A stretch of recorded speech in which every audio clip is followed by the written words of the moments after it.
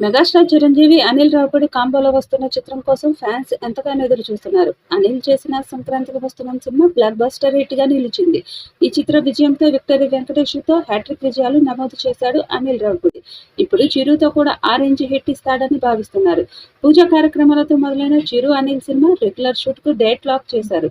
Script total work finish అవడంతో ఇక అన్ని ఏర్పాట్లను ఫినిష్ చేసుకుని ఈ నెల 22 నుండి సెట్స్ మీదకు వెళ్లనుంది.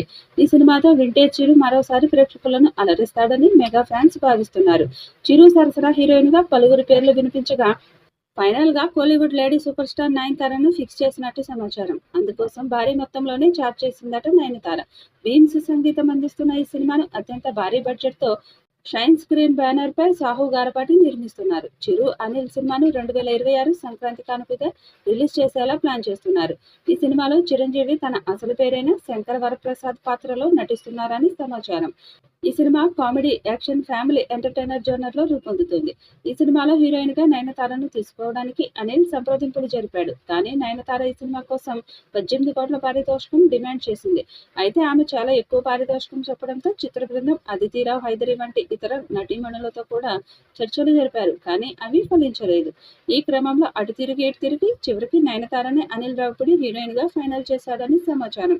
అయితే నయనతార చెప్పిన డిమాండ్లకు అనిల్ రావిపూడి నిర్మాతలు సిద్ధంగా ఉన్నట్లు తెలుస్తుంది. ఈ నేపథ్యంలో త్వరలోనే అధికారిక ప్రకటన కూడా రాబోతుంది. ఈ సినిమా షూటింగ్ మేలో మొదలుపెట్టి 90 రోజుల్లో పూర్తి చేసి 2026 సంక్రాంతికి విడుదల చేయాలని బృందం లక్ష్యంగా పెట్టుకుంది. ఈ చిత్రానికి సంక్రాంతి అల్లుడు అనే టైటిల్ పెడతారని సమాచారం. దాంతో అంచనాలు భారీగా ఉన్నాయి. ఈ సినిమాతో 300 నుండి 500 కోట్లు కొల్లగొట్టాలని మేకర్స్ ప్లాన్ చేస్తున్నారు. మరి ఈ చిత్రం ఎలాంటి రికార్డ్స్ క్రియేట్ చేస్తుందో చూడాలి. ఈ వీడియోపై మీ అభిప్రాయాన్ని కామెంట్ బాక్స్ లో తెలియజేయండి. ఈ వీడియో మీకు నచ్చితే లైక్ చేయండి, షేర్ చేయండి, కామెంట్ చేయండి. మరిన్ని అప్డేట్స్ కోసం మన ఛానల్ ని సబ్స్క్రైబ్ చేయండి. అలాగే పక్కనే ఉన్న గంట సింబల్ని గట్టిగా కొట్టండి.